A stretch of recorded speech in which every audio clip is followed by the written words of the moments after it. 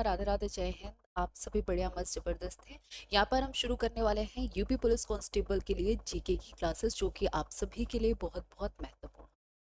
ठीक है, 35 to 37 question जो है जीके जीएस के हर बार पूछे जाते हैं यूपी पुलिस कांस्टेबल के। इसके अलावा जो भी बच्चे वनडे एग्जाम दे रहे हैं उन सभी के लिए भी ये क्लासेस उतनी ही बेनिफिशियल है। चलिए एक बार सभी लोग जुड़ जाइए। सबसे पहले हम बात करते हैं हमारे पहले प्रश्न की। पहला प्रश्न जो है वो इस प्रकार से है, पूछा गया है आपसे कि जिस तापमान पर वायु में जल बाष्प संघनित होना शुरू कर देगा उसे कहा जाता है, उसे क्या कहा जाता है, यहाँ पर आपको ये बताना है। जल्दी से बताएंगे सभी कि इसका करेक्ट आंसर जो है वो क्या होगा। यहाँ पर देखिए, जिस तापमान पर वायु में जल बाष्प, ठीक है, संघनित होना शुरू होता है वो क्या कहलाएगा? दहनांक, बहावांक, ओशांक या रफुरांक का कहा जाता है। जल्दी से बताएंगे यहाँ पर कौन सा ऑप्शन सही हो सकता है। तो यहाँ पर ध्यान रखना, यहाँ पर जो करेक्ट आंसर आपका होगा उसको ओसांक कहते हैं। क्या कहते हैं? ओसांक कहा जाता है, जिसे इंग्लिश में आप ड्यू पॉइंट कहा जाता है। ठीक है, इंग्लिश में इसको ड्यू पॉइंट कहा जाता है। अब आप बताइए ओसांक होता क्या है, यहाँ पर आपको ये भी पता होना चाहिए। ओसांक क्या है बताइए। ओसांक की अगर हम बात करें, ओसांक होता क्या है ये बताइए। बहुत सारे टर्म जो हैं इससे रिलेटेड हैं जो आपको पता होना चाहिए। जल्दी से बताएं। जैसे 3 फॉर्म होती हैं, सॉलिड, लिक्विड और गैस। ये 3 फॉर्म्स हैं। सॉलिड से लिक्विड बनता है उसको क्या कहते हैं? लिक्विड से गैस बनता है उसको क्या कहते हैं? गैस से लिक्विड बनता है उसको क्या कहते हैं? लिक्विड से सॉलिड बनता है उसको क्या कहते हैं? ठीक है, गैस से सीधा अगर सॉलिड बन रहा है बिना लिक्विड में बदले तो उसको भी एक टर्म दिया जाता है, एक नाम दिया गया है, उसको क्या कहते हैं? ये सारे प्रोसेस जो है इंपॉर्टेंट है, आपसे कई बार पूछे गए हैं। ठीक है, आपसे कई बार पूछे गए हैं तो आप फटाफट से बताएं। बाष्प से जो पानी बनता है, ठीक है, बाष्प से जो पानी बनता है उस क्रिया को हम क्या कहते हैं? उस प्रोसेस को हम क्या कहते हैं? उसे कंडेंसेशन कहा जाता है, संघनन कहा जाता है। लेकिन जिस बिंदु से ये स्टार्ट होता है ओस से पानी बनना, उसको क्या कहा जाता है? उसको ओसांक कहा जाता है। ठीक है, जिसे हम ड्यू पॉइंट कहते हैं। अब सॉलिड से लिक्विड बन रहा है, इसको क्या कहेंगे? इसको मेल्टिंग पॉइंट कहते हैं। इसको मेल्टिंग पॉइंट कहते हैं। नेक्स्ट है आपका कि लिक्विड से गैस बन रहा है, इसको क्या कहेंगे? इसको वेपोराइजेशन कहते हैं। ठीक है, वेपोराइजेशन कहा जाता है। यहां पर हम बात कर रहे हैं कि गैस से लिक्विड बन रहा है, ये क्या कहलाएगा? ये कंडेंसेशन कहलाता है। क्या कहलाता है? कंडेंसेशन कहलाता है बच्चा। अब हम बात कर रहे हैं कि लिक्विड से सॉलिड बन रहा है, इसको क्या कहेंगे? इसको फ्रीजिंग पॉइंट कहते हैं। पानी से जब आप बर्फ जमाते हो तो ये क्या है? ये फ्रीजिंग पॉइंट है। और गैस से बिना लिक्विड में बदले सीधे सॉलिड में बदल जाना, ये क्या कहलाता है? सब्लिमेशन कहलाता है। ठीक है, ये सब्लिमेशन कहलाता है, जिसे आप हिंदी में कहते हो ऊर्ध्व पतन। ठीक है, जिसे आप हिंदी में कहते हो ऊर्ध्व पतन। ठीक है, तो ये चीज ध्यान रखना, ये बहुत ही इंपॉर्टेंट है, क्योंकि यहाँ पर आपको बहुत सारे पॉइंट्स जो है वो मिल गए हैं देखने को पहले ही प्रश्न में। दूसरा है, एक प्रकाश वर्ष क्या मापता है? एक प्रकाश वर्ष जो है वो क्या मापता है? घनत्व मापता है, डेंसिटी जिसे कहेंगे, दूरी मापता है, समय मापता है, या प्रकाश की तीव्रता मापता है? ये मापता क्या है? यहाँ पर फटाफट से बताएंगे कि कौन सा ऑप्शन आपका यहाँ पर करेक्ट होगा। तो सबसे पहले याद रखिएगा, जो आपके प्रश्न में पूछा गया है कि ये डिस्टेंस का मात्रक होता है। ठीक है, ये क्या मापता है? ये दूरी का मात्रक होता है। कौन सी दूरी मापता है? जल्दी से बताएं, ये कौन सी दूरी मापता है, ये बताना है आपको। पृथ्वी से सूर्य की दूरी मापने का कार्य करता है। ये क्या करता है? पृथ्वी से सन टू अर्थ डिस्टेंस जो है वो मेजर करता है, एक प्रकाश वर्ष। ठीक है, अब एक प्रकाश वर्ष में कितने मीटर होते हैं ये बताइए। एक प्रकाश वर्ष में कितने मीटर होते हैं अगर आपसे पूछा जाए, तब आपका आंसर क्या होगा? ये पॉइंट भी जल्दी से फटाफट से बताएं कि एक प्रकाश वर्ष में कितने मीटर होते हैं। पूछा जाता है कई बार, इस तरीके के भी प्रश्न आपको मिलेंगे, तो ध्यान रखना। 1.496 इंटू 10⁻11 मीटर होते एक प्रकाश वर्ष में। ठीक है, पारसेक जो है, एक पारसेक आपने सुना होगा। एक पारसेक ये किसके बराबर होता है? ये भी दूरी का मात्रक है, 3.26 लीप ईयर। ठीक है, ये दूरी का दूरी मापने का सबसे बड़ा मात्रक अगर पूछा जाएगा तो पारसेक होता है, और एक पारसेक में 3.26 लीप ईयर होते हैं, ये ध्यान रखिएगा। तो यहाँ पर ये करेक्ट आंसर क्या हो जाएगा, बी। समय का सेकेंड होता है, ये भी ध्यान रखिएगा, ठीक है, समय का सेकेंड होता है। प्रकाश की तीव्रता किस में नापी जाती है, इसका मात्रक बताएंगे कमेंट सेक्शन में सभी। भारत में पहली रेलवे लाइन का परिचालन किस वर्ष में किया हुआ था? भारत में सबसे पहले जो रेलवे लाइन थी उसकी शुरुआत कब से हुई है? 1813, 1857, 1853 या 1833? कौन सा ऑप्शन आपका यहाँ पर करेक्ट है? सबसे पहले भारत में रेलवे जो है, रेलवे लाइन, रेल जो है वो कब चली? बहुत बार, और कहाँ से कहाँ तक चली, कितने पैसेंजर थे, कितने कोचेस थे, जल्दी से बताएंगे। इससे बहुत सारे क्वेश्चंस बनते हैं, क्योंकि यूपी पुलिस कांस्टेबल हो या यूपी के कोई भी एग्जाम, किसी भी तरीके से आपको क्वेश्चंस जो है वो टिल्ड करके पूछ लिए जाते हैं। और कल से आपको ये बायलिंगुअल कंटेंट मिलेगा जीके का, ठीक है, कल से आपको बायलिंगुअल कंटेंट मिलेगा जीके, आज के लिए आप एडजस्ट कर लीजिए।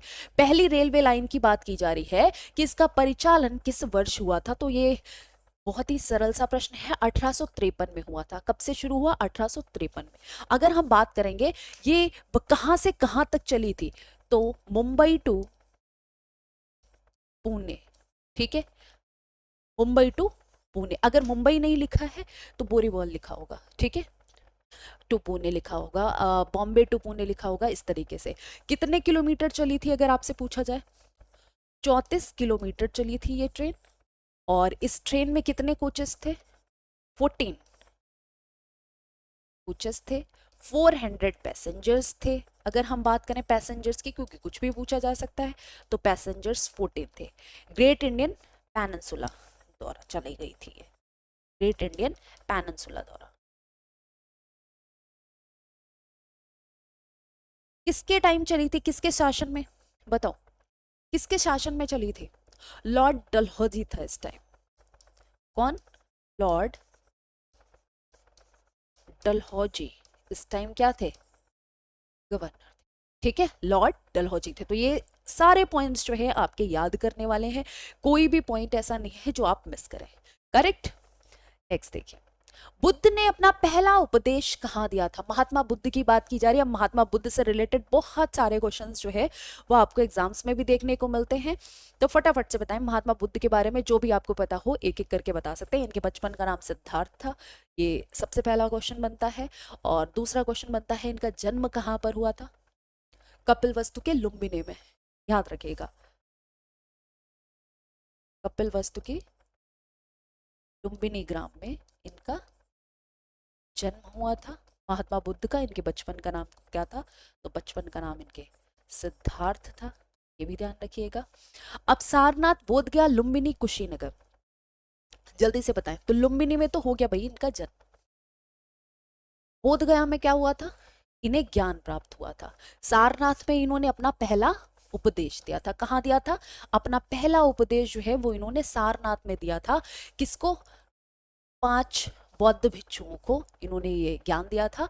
और इस प्रक्रिया को क्या कहते हैं? इन्होंने जो पहला ज्ञान दिया है सारनाथ में 5 मॉन्क्स को, उसको कहा क्या जाता है? धर्म चक्र प्रवर्तन कहा जाता है। क्या कहा जाता है? धर्म चक्र प्रवर्तन कहा जाता है इस घटना को। ये बहुत महत्वपूर्ण बिंदु है। इस घटना को क्या कहा जाता है? इस घटना को धर्म चक्र प्रवर्तन कहा जाता है।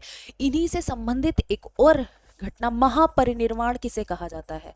महापरिनिर्वाण किसे कहा जाता है ये बताओ।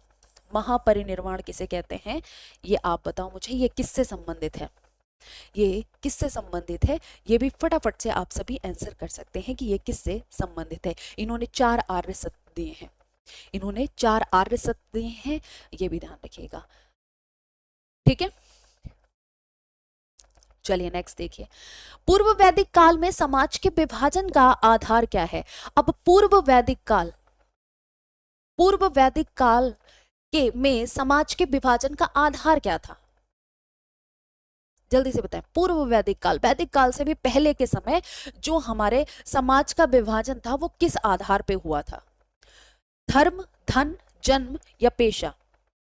धर्म के आधार पर विभाजन किया गया था, धन के आधार पर किया गया था, या जन्म के आधार पर किया गया था, या फिर आपका जो आपका व्यवसाय था उसके आधार पर किया गया था? जल्दी से बताएं। पूर्व वैदिक काल के बारे में अगर हम बात करें तो उस टाइम क्या होता था, आपके पेशे, जो भी आपका पेशा हो, जो भी आप व्यवसाय कर रहे हो, जो भी आप कार्य कर रहे हो, उसके आधार पर समाज का विभाजन था। क्या था? तो आप कहेंगे वैदिक काल से पहले, वैदिक काल से पहले क्या होता था कि अगर आप मतलब किसी भी जाति का हो, अगर वो पंडित वाला काम कर रहा है तो वो पंडित जात मतलब पंडित समाज में आ जाएगा।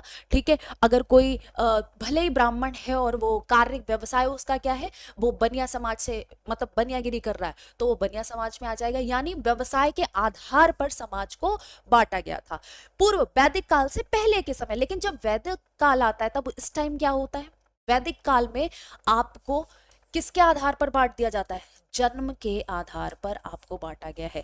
कब बांटा गया है, ये वैदिक काल में। ठीक है, वैदिक काल में किसके आधार पर, वैदिक काल में जन्म के आधार पर बांटा गया। लेकिन अगर हम पूर्व वैदिक काल की बात करें तब पेशा या व्यवसाय के आधार पर आपको बांटा गया था। ठीक है, ये ध्यान रखिएगा, बहुत ही इंपॉर्टेंट क्वेश्चन हो सकता है आपके आने वाले टाइम में। ठीक है, ये बहुत बहुत जरूरी थे। अच्छा, वैदिक काल की जब हम बात करते हैं या हम पूर्व वैदिक काल की बात करते हैं, उस टाइम के देवता, मुख्य देवता जो है वो कौन थे, ये बताओ।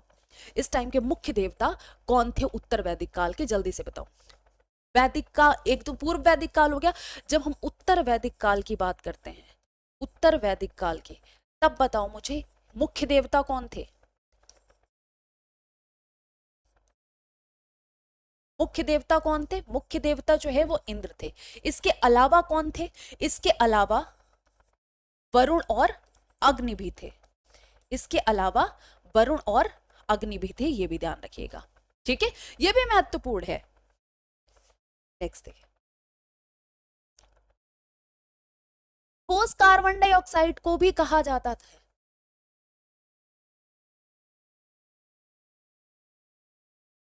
बताओ। जो ठोस कार्बन डाइऑक्साइड होता है इसको क्या कहा जाता है, गहन जमी बर्फ, शुष्क हिम, कार्बन का समस्थानिक या हिम कहा जाता है। ठोस कार्बन डाइऑक्साइड को क्या कहा जाता है, गहन जमी बर्फ। तो गहन जमी बर्फ क्या होता है, ये कोई टर्म हुआ, बताओ कौन सा ऑप्शन आपका यहाँ पर करेक्ट होगा, जल्दी से बताएंगे। इसको ड्राई आइस कहा जाता है। ठीक है, ड्राई आइस यानी क्या हो जाएगा, ड्राई आइस यानी शुष्क हिम कहा जाता है। ठोस का जो सूखा बर्फ होता है उसको क्या कहते हो, उसको हम ठोस कार्बन डाइऑक्साइड भी तो कहते हैं। तो करेक्ट आंसर क्या हो जाएगा, बी वाला ऑप्शन। अल्फा कण अवशेषित होते हैं, अल्फा कण अवशेषित होते हैं, ये बताओ। अल्फा कण अवशेषित होते हैं, उदासीन है, न्यूट्रल है, धनात्मक है, शून्य है या ऋणात्मक है, जल्दी से बताएंगे। देखो, तीन प्रकार की किरणें हैं, तीन प्रकार की रेज है, अल्फा, बीटा और एक ये होती है गामा। अब अल्फा की बात करें, ये +2 का चार्ज लिए घूमती है, तो ये क्या हो गए, ये तो धनात्मक हो गए। अगर हम बात करें बीटा की, तो ये क्या है, ये -1 यानी नेगेटिव चार्ज लिए घूम रही है। वही अगर हम गामा की बात कर रहे हैं, गामा न्यूट्रल होती है। गामा क्या होती है, गामा न्यूट्रल होती है, इन पर ना प्लस का चार्ज होता है ना माइनस का चार्ज होता है, यानी कि 0। ठीक है, अल्फा कण अवशेषित होते हैं, आप कहोगे धनात्मक। कैसे अवशेषित होते हैं, धनात्मक अवशेषित होते हैं। अल्फा कण के बराबर ही आप किसको समझ सकते हैं, अगर हम हीलियम की बात करें, अगर हम हीलियम की बात करें, इसको हम अल्फा कण के बराबर ही तो मानेंगे, ये अल्फा कण के बराबर ही होता है हीलियम, ये ध्यान रखिएगा। ठीक है, तो यहां पर करेक्ट आंसर आपका क्या हो जाएगा, बी वाला ऑप्शन आपका बिल्कुल करेक्ट है। जल प्रदूषण की रोकथाम और नियंत्रण अधिनियम किस वर्ष लागू हुआ था।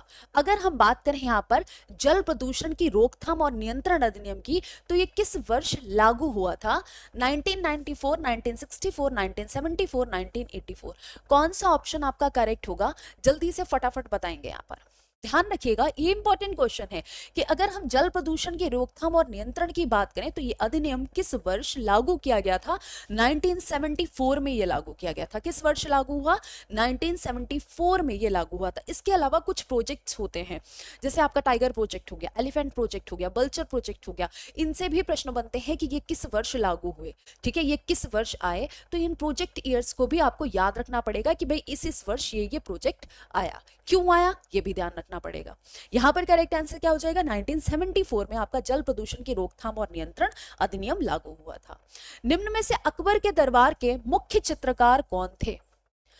अकबर के दरबार के मुख्य चित्रकार की बात की गई। अब अकबर के समय की अगर बात की जा रही तो अकबर से संबंधित बहुत सारे, पहली बात तो युद्ध जो आपको याद रखने पड़ेंगे, ठीक है। अकबर के नौ रत्न सबको पता होने चाहिए। अकबर के जो नौ रत्न है वो सबको पता होना चाहिए कि कौन कौन से अकबर के नौ रत्न है।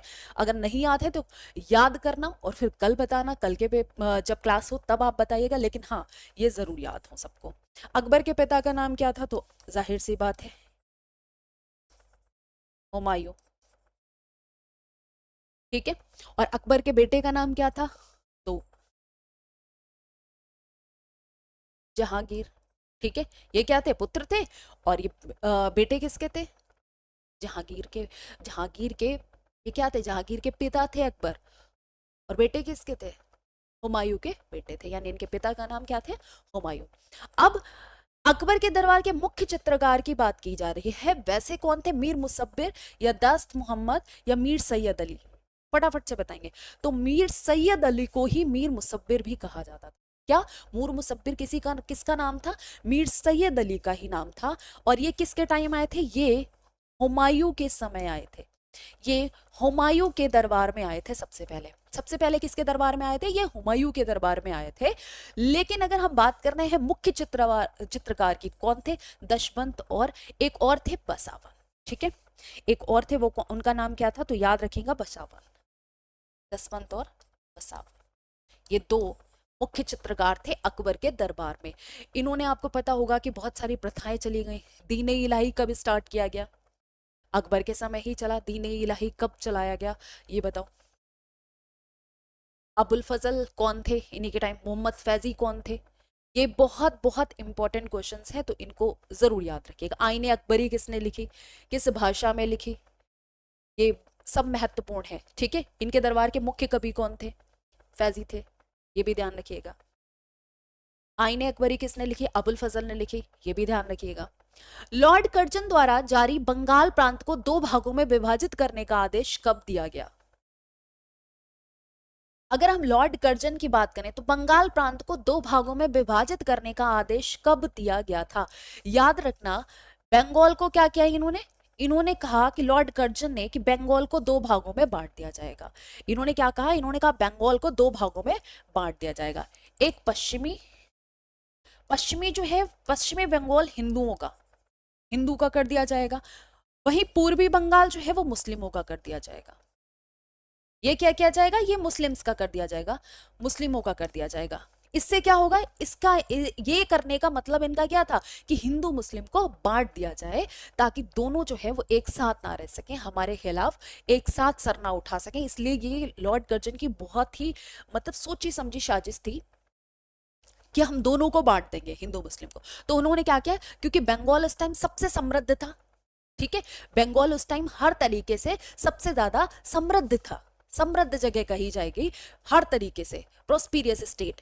तो इन्होंने सबसे पहले बंगाल पे अटैक करा और इन्होंने कहा बंगाल को हम दो पार्ट्स में बांट देंगे, एक पश्चिमी बंगाल कर देंगे, वो हिंदुओं का अलग कर देंगे, और पूर्वी बंगाल जो है वो मुस्लिम्स का कर देंगे। ये कब हुआ बताओ, 1905, 1900, 1903, 1907। तो ये 1905 में हुआ। किस डेट में किया गया, ये डेट बहुत महत्वपूर्ण है, तो याद रखना 16 अक्टूबर को, 16 अक्टूबर 1905 को बंगाल विभाजन लागू किया गया। इसी दिन को टैगोर ने क्या बनाया, टैगोर ने इसको क्या मनाया, राखी बंधन के रूप में, राखी बंधन के रूप में इस दिन को सेलिब्रेट किया। और इसी दिन एक गीत जो है वो आया था, आमार सोनार बांग्ला, जो कि आज भी बांग्लादेश का राष्ट्रीय गीत है। आमार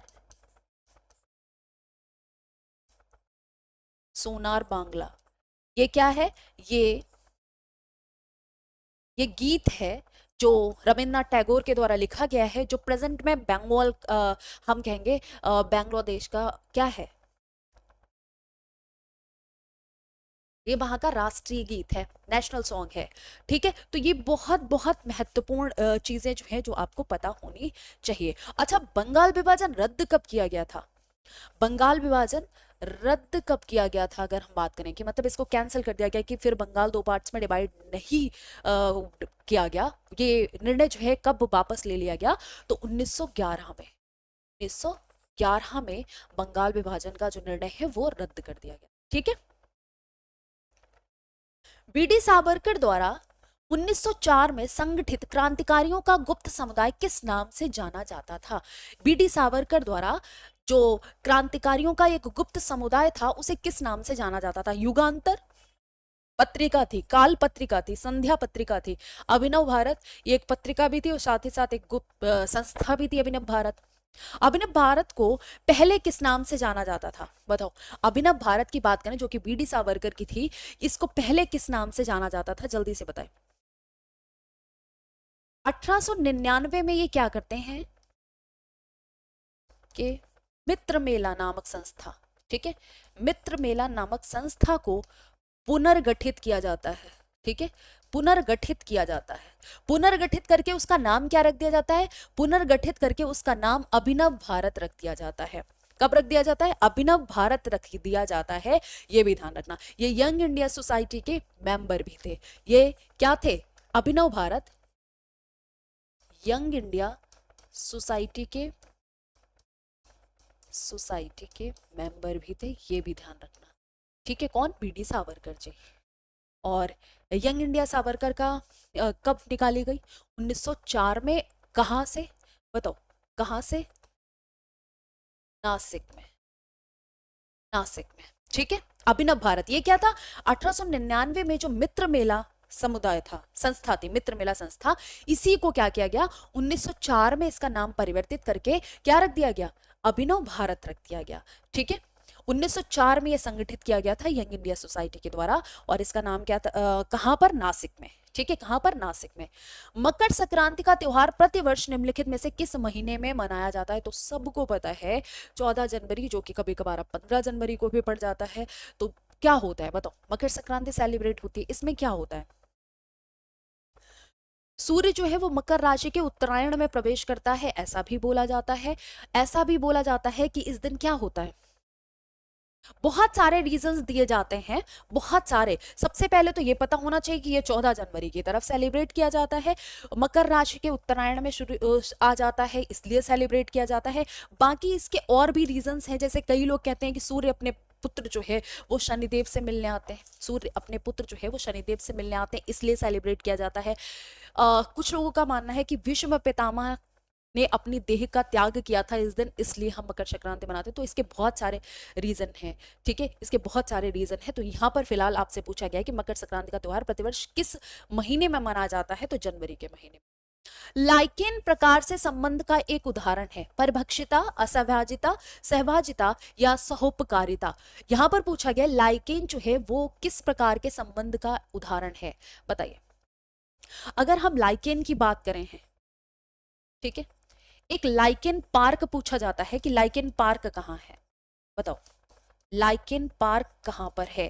फटाफट से बताओगे। एक यहाँ पर आपका बढ़िया क्वेश्चन बनता है।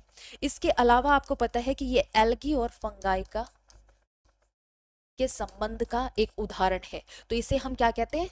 सहोपकारिता, म्यूचुअलिज्म कहा जाता है। इसको क्या कहा जाता है? म्यूचुअलिज्म कहा जाता है। ये भी ध्यान रखिएगा।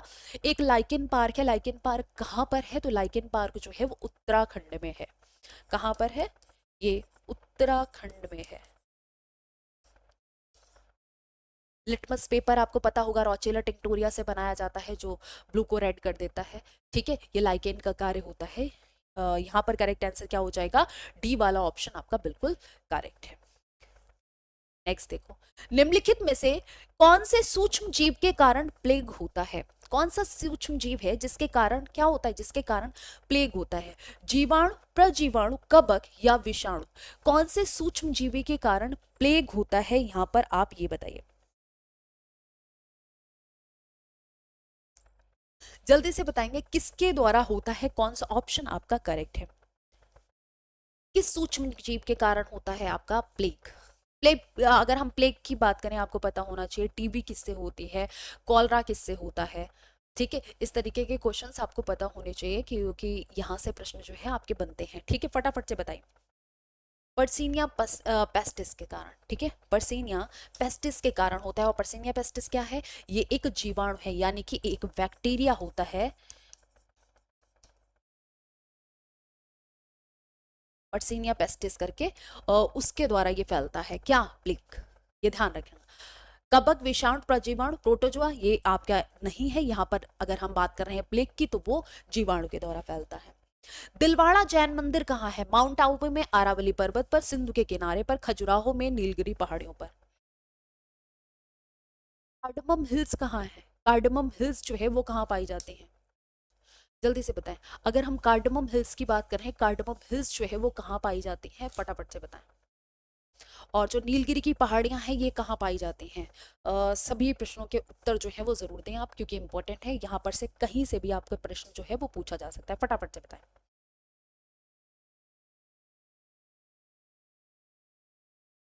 दिलवाड़ा जैन मंदिर बनवाया किसने था? कहाँ पर है? तो दिलवाड़ा जैन मंदिर जो है वो माउंट आबू में, अरावली पर्वत पर है। कहाँ पर है? माउंट आबू में, अरावली पर्वत पर है। किसने बनवाया था? तो सोलंकी शासक हुए हैं।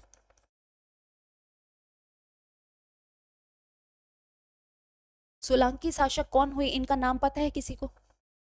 बताइए। सोलंकी शासक कौन हुए? भीमदेव प्रथम के मंत्री थे बिमल शाह। ठीक है, सोलंकी शासक भीमदेव प्रथम के मंत्री थे बिमल शाह। ठीक है, बिमल पान मसाला, बिमल शाह ने इसका निर्माण कराया था माउंट आबू में, अरावली पर्वत पर। ठीक है। कार्डेमम हिल्स कहाँ है ये बताइए। और ये जो नीलगिरी पहाड़ियां हैं कहाँ पर हैं ये बताइए। ये प्रश्न आपके लिए है क्योंकि सरल से है। ठीक है, यहाँ पर करेक्ट आंसर क्या हो जाएगा? दिलवाड़ा जैन मंदिर। कौन सा ऑप्शन आपका करेक्ट है? बहुत बहुत बढ़िया, करेक्ट। नेक्स्ट देखिए, भारतीय प्रतिभूति और विनिमय बोर्ड, जिसे हम सेबी कहते हैं, ठीक है, जिसे क्या कहा जाता है, जिसे शॉर्ट फॉर्म क्या है? सेबी। अब ये बताओ इसकी स्थापना किस वर्ष हुई? और इसकी डेट भी पता होनी चाहिए। कभी कभार आपसे एग्जैक्ट डेट पूछी गई है कि भाई आप डेट बताओ, किस डेट को ऐसा हुआ, जल्दी से बताएं। किस डेट को ये हुआ? भारतीय प्रतिभूति और विनिमय बोर्ड की स्थापना किस वर्ष में की गई? तो याद रखना 12 अप्रैल 1992 को की गई। ठीक है। वर्तमान में अगर हम बात करें, सेबी के अध्यक्ष कौन है? इसके अध्यक्ष कौन है, फटाफट से बताओ। वर्तमान में एट प्रेजेंट सेबी के अध्यक्ष कौन है? तुहिन कांता पांडे। ठीक है, तुहिन कांता पांडे जो है वो वर्तमान में इसके अध्यक्ष हैं। किसके? सेबी के। इसका हेडक्वार्टर कहाँ है सेबी का? जल्दी से बताएं। तो सेबी का हेडक्वार्टर जो है वो मुंबई में है। कहां पर है सेबी के? अगर हम हेडक्वार्टर की बात करें तो सेबी का हेडक्वार्टर मुंबई में है, ये भी ध्यान रखना। करेक्ट। विश्व में जूट के उत्पादन में भारत का कौन सा स्थान है? भारत का कौन सा स्थान है अगर हम पूरे विश्व में बात कर रहे हैं कि जूट सबसे ज्यादा कहाँ उत्पादित होता है? इसके अलावा अगर मैं पूछूं कि सबसे ज्यादा एक्सपोर्ट कौन सी कंट्री करती है जूट का, सबसे ज्यादा एक्सपोर्ट कौन सी कंट्री करती है, मतलब निर्यात कहां पर है, सबसे ज्यादा निर्यातक देश कौन सा है प्रथम नंबर पर? जल्दी से बताएं। उत्पादन में अभी तो पूछा जा रहा है कि पहला, 10वां, 15वां या आपका 5th कौन सा है? भारत का स्थान कितना है? तो जूट उत्पादन में भारत का स्थान जो है वो पहला है। अच्छा, भारत के किस स्टेट का स्थान पहला है? मतलब भारत में भी सबसे ज्यादा जूट का उत्पादन कहाँ पर होता है? और भारत जो है पूरे विश्व का जूट उत्पादन का लगभग 50 से 70% जो है वो उत्पादित करता है पूरे विश्व का। तो सबसे ज्यादा उत्पादन कहाँ होगा? जब पूरे विश्व को मिला के सबसे ज्यादा, मतलब 50 से 70% जूट का उत्पादन जो है वो अकेला भारत कर रहा है, तो भारत किस स्थान पर हो गया? पहले स्थान पर हो गया। भारत में सबसे ज्यादा, क्योंकि 28 जिले हैं और केंद्र शासित प्रदेश है, तो आप बताओ भारत में सबसे ज्यादा किस जिले में या कहाँ पर होता है, किस राज्य में होता है? जल्दी से बताइए, भारत के किस राज्य में सबसे ज्यादा जूट उत्पादन होता है? तो सबसे ज्यादा जूट उत्पादन की अगर हम बात करें, पहले नंबर पर आता है आपका वेस्ट बंगाल। पहले नंबर पर कौन आता है? पहले नंबर पर आता है आपका वेस्ट बंगाल। दूसरे नंबर पर कौन सा आता है? जल्दी से बताएं। दूसरे नंबर पर आपका असम आता है। ठीक है, असम आता है। तीसरे नंबर पर आपका बिहार आता है।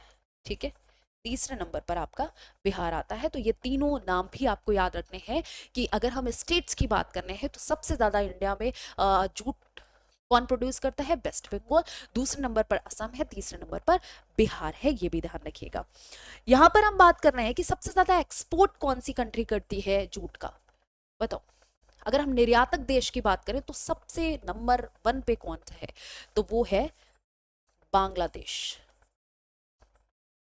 बांग्लादेश जो है वो पहले नंबर पे है। दूसरे नंबर पर इसमें भी कौन है? दूसरे नंबर पर इसमें भी इंडिया है, ठीक है। दूसरे नंबर पर यहां पर भी इंडिया ही है एक्सपोर्ट में, ठीक है, ये ध्यान रखिएगा। बिल्कुल, बहुत शानदार। नेक्स्ट देखिए, अगर हम कृषि क्षेत्र में गोल क्रांति का संबंध किससे है, बताओ। कृषि क्षेत्र में गोल क्रांति का संबंध जो है वो किससे है? खाद, टमाटर, आलू या मांस? कौन सा ऑप्शन आपका करेक्ट होगा? आपको पता है ग्रीन रेवोल्यूशन, हरी क्रांति जिसे हम कहते हैं, हरी क्रांति या ग्रीन रेवोल्यूशन जिसे कहते हैं, ये तो खाद्यान्न से संबंधित है, ये खाद्यान्न से संबंधित है, ठीक है, स्पेशली गेहूं। वैसे हम खाद्यान्न इसमें इंक्लूड करते हैं। अगर हम श्वेत क्रांति की बात करते हैं तो ये दुग्ध से संबंधित है, ठीक है। मांस की बात करें तो लाल क्रांति जो है ये संबंधित है। खाद्य की बात करें तो भूरी क्रांति। टमाटर की बात करें तो ये टमाटर और मांस दोनों लाल क्रांति से ही संबंधित हैं। आलू की बात करें तो ये क्या है? ये गोल क्रांति से संबंधित है, ठीक है। जी हाँ, ये किससे संबंधित है? गोल क्रांति से संबंधित है। अच्छा, पीली क्रांति की बात करें, पीली क्रांति किससे संबंधित है, बताओ। गुलाबी की बात करें, किससे संबंधित है? गुलाबी क्रांति जो है वो झींगा उत्पादन से भी संबंधित है, साथ ही साथ ये दवाइयों वगैरह से संबंधित है, फार्मास्यूटिकल्स से। और पीली क्रांति की बात करें तो ये सरसों से संबंधित है, ठीक है। ये किससे संबंधित है? सरसों से संबंधित है, ये भी ध्यान रखिएगा। बिल्कुल। और नीली क्रांति की बात करें तो ये मत्स्य पालन से संबंधित है। किससे संबंधित है? मछली पालन से संबंधित है। ध्यान रखेंगे, ये कुछ इंपॉर्टेंट क्रांतियां हैं जो आपसे बार बार पूछी जाएंगी, तो आप इनको जरूर ध्यान रखें, ठीक है। भारत के आर्थिक विकास के लिए शहरीकरण किस पंचवर्षीय योजना का उद्देश्य है, बताओ। पंचवर्षीय योजना 5 वर्षों के लिए जो शुरू की गई थी। पहली योजना 1951 टू 1966 चली थी, फिर 1966 टू आपका चली 1971 तक। तो इस तरीके से आप बताओ यहाँ पर कौन सा ऑप्शन आपका करेक्ट होगा? 11वीं पंचवर्षीय योजना, 9वीं पंचवर्षीय योजना, तीसरी पंचवर्षीय योजना या 5वीं पंचवर्षीय योजना? यहाँ पर कौन से, मतलब शहरीकरण में कौन सा ऐसा था जिसका मुख्य उद्देश्य शहरीकरण था? कौन सी पंचवर्षीय योजना ऐसी थी? 5वीं पंचवर्षीय योजना भी बहुत महत्वपूर्ण है क्योंकि गरीबी उन्मूलन से संबंधित थी। ये किससे संबंधित थी? गरीबी उन्मूलन इस योजना का मुख्य एजेंडा था, मुख्य उद्देश्य था 5वीं पंचवर्षीय योजना का। और ये कब से कब तक रही, जल्दी से बताएं, कब से कब तक रही? तो इसका ईयर जो है 1974 से 78 तक ये रही है 5वीं पंचवर्षीय योजना। गरीबी उन्मूलन से संबंधित थी। 78 के बाद आपका रोलिंग एक्ट आ गया था, ये ध्यान रखिएगा, ठीक है। यहां पर बताइए,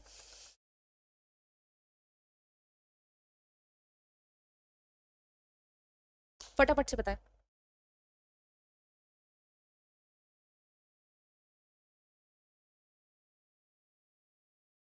ये आत्मनिर्भरता और कृषि से, आत्मनिर्भरता और कृषि जो है इसका मुख्य उद्देश्य था। ये कब से कब तक रही है? ये कब से कब तक रही है, जल्दी से बताएंगे। ये कब से कब तक रही है? 61 टू 66 रही है तीसरी पंचवर्षीय। 1961 टू 66, ठीक है। अब 9वीं पंचवर्षीय योजना की बात करें तो 9वीं पंचवर्षीय योजना कब से कब तक रही और इसका मुख्य उद्देश्य क्या था? जल्दी से बताएं। सामाजिक न्याय और असमानता, सामाजिक न्याय दिलाना और असमानता मिटाना, ठीक है। और असमानता को खत्म करना 9वीं पंचवर्षीय योजना का मुख्य उद्देश्य है, जो 1997 से 2002 तक चली, ठीक है। बिल्कुल, ये कब आई?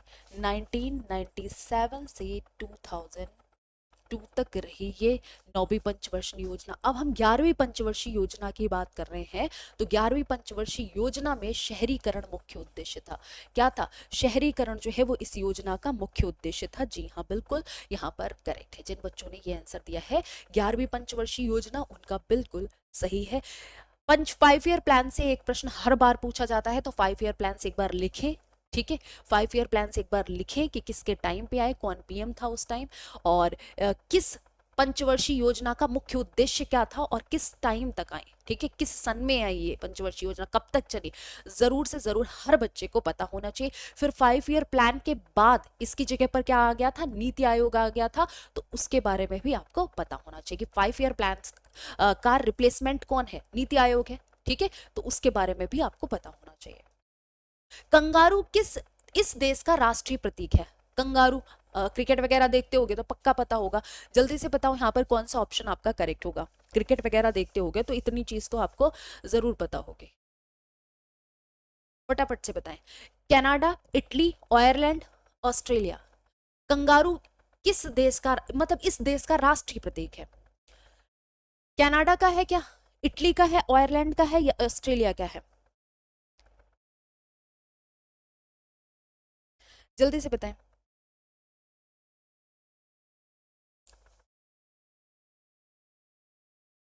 कंगारू ऑस्ट्रेलिया का है। कनाडा का है मैपल लीफ, मैपल का पत्ता, मैपल लीफ। ठीक है, बिल्कुल। आयरलैंड की बात की जाए तो बीड़ा। आयरलैंड का जो अगर हम प्रतीक की बात करें तो बीड़ा है, ये भी ध्यान रखना। और एमल्सम ऑफ इटली, वो किसका है?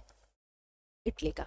ठीक है, इटली का। और ये मैपल लीफ है इसका, आयरलैंड का बीड़ा है, ऑस्ट्रेलिया का कंगारू है। अभी मैंने बताया कंगारू बोलते हैं जब हम क्रिकेट वगैरह देखते हैं, तो इस चीज को यहाँ पर बोला जाता है। तो यहाँ पर करेक्ट आंसर क्या हो जाएगा? 20 का आपका करेक्ट आंसर होगा डी। आज के लिए इतना ही, बाकी मिलते हैं हम कल की क्लास में। और कल का जो हमारा सेशन रहेगा वो बायलिंगुअल रहेगा। Thank you so much. जय हिंद, बाय बाय।